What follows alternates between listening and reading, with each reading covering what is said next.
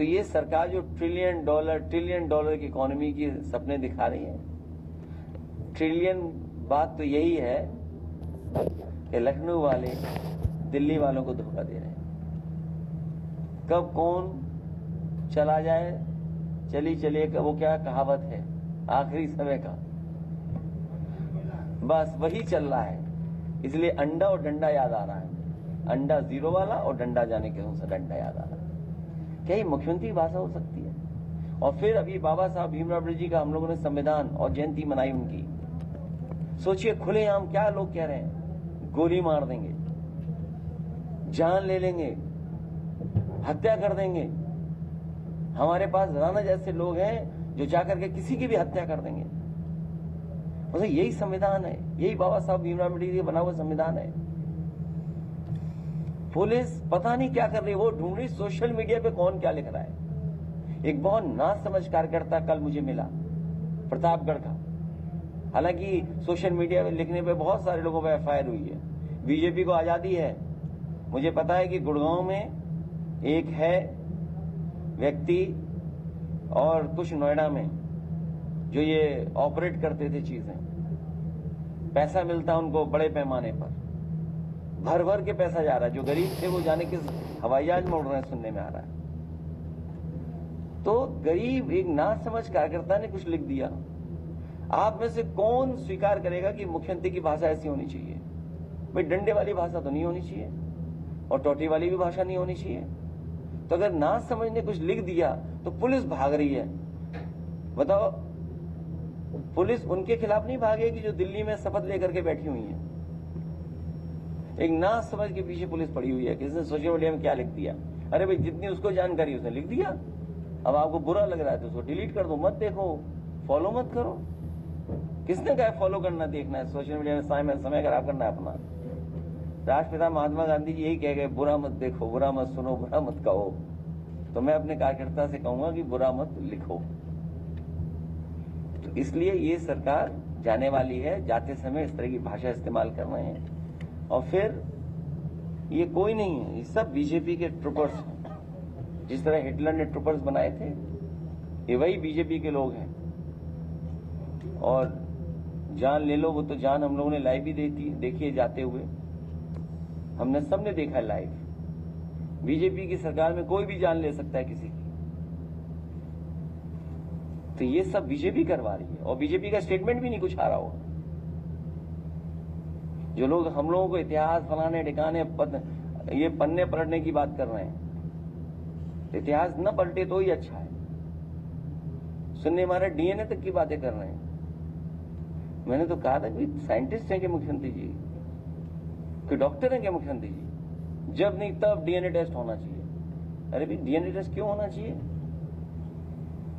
तो ये सब इसलिए है क्योंकि इन्होंने किसान की आय दोगुनी नहीं करनी थी, नौकरी रोजगार मिला नहीं, इंसेंटिव आए नहीं, डेवलपमेंट हुआ नहीं, बिजली महंगी है, पूरे उत्तर प्रदेश की जमीन को भूमाफिया खरीद रहे हैं भारतीय जनता पार्टी के लोग। ये सब हो रहा है।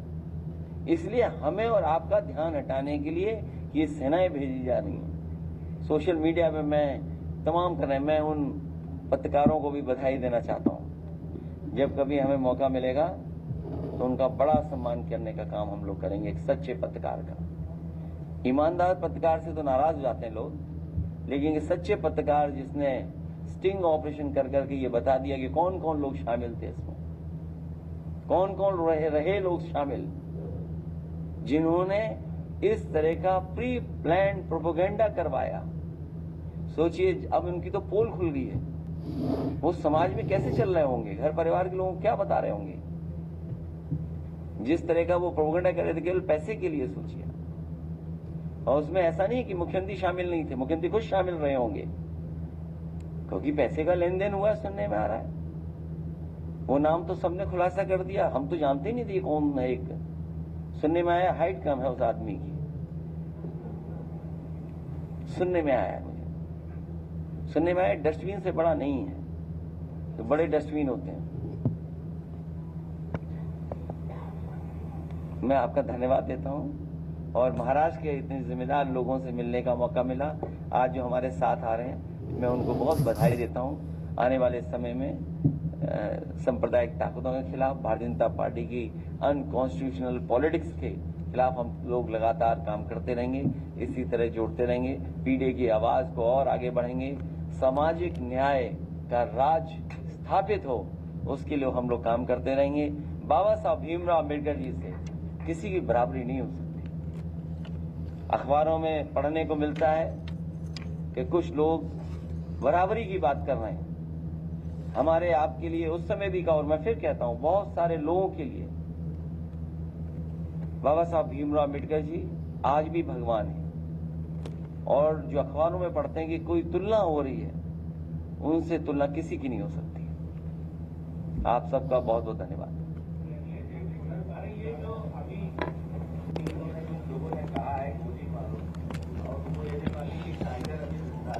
नहीं, वो देखो, ये डायलॉग की बात है। देखिए, कौन ना समझ, देखिए, हाँ चलो, हाँ बोल दो। तुम तो अल्फाजों से मार देते हो, तुमको हथियार की जरूरत है। जीत ने तुमको अंधा कर दिया, तुमको एक हार की जरूरत है। अभी ये कौन से हैं? क्या चीज? नहीं एक नहीं, इधर से पहले, अच्छा, इनका बाद में जवाब दे देंगे। जब याद रहेगा तो बोलेंगे, अगर ना जवाब दे तो याद करते ला देना। एक बहुत महत्वपूर्ण विभाग है जिसका काम है zero tolerance law and order के लेकर के। जो घटनाएं हो रही वो आप और हम सब लोग जान रहे हैं। आजमगढ़ जहां से हम लोग लौटे हैं, एक दलित नौजवान को पीट करके सरकार और पुलिस ने मार दिया। दलित था, और बता रहे हैं कि उसने नाड़े से एक पतली रस्सी से फांसी लगा ली। कैसे आप यकीन करोगे? बस्ती जिले में उपाध्याय एक नौजवान था, कुछ लेन देन की शिकायत थी, पुलिस कह रही थी इतना पैसा दे दो। बाद में पता लगा, पुलिस ने कहा 5,000 रुपए दे दो। 5,000 रुपए नहीं जुटा पाया। इतना मारा कि उसकी भी जान चली गई। अभी प्रयागराज से सुनने में आया कि एक दलित परिवार का एक नौजवान, कुछ कहा सुनी हो गई, करछना विधानसभा, कुछ कहा सुनी होगी, कुछ लेन देन का पुराना एक दूसरे का साथ था, इतना मारा, जला दिया। बताओ आप, आदमी जला दिया। ये कोई घटनाएं मामूली है क्या? आप सोचिए। आप तो उसी विभाग के जो मुखिया बनते हैं वो अभी तक तो कार्यवाहक बनते आए हैं। उस कारण में मैं नहीं जानना चाहता हूं कि कार्यवाहक किस कारण बन रहे हैं, लेकिन एक चीज तो हम लोगों को सबको पता है, यहां जितने बैठे हैं सबको पता है। कुछ आरोप हम लोगों पे भी लगते थे। अगर वो आरोप लगते हो तो मेरे पास तो चित्रकूट का हिसाब किताब देख लीजिए, मैं स्क्रीन पे डाल सकता हूं जिले का, और कैसे पोस्टिंग है। तो कार्यवाहक होना है, बीच में का नाम नहीं पता है, लेकिन आखिरी में सिंह होना है।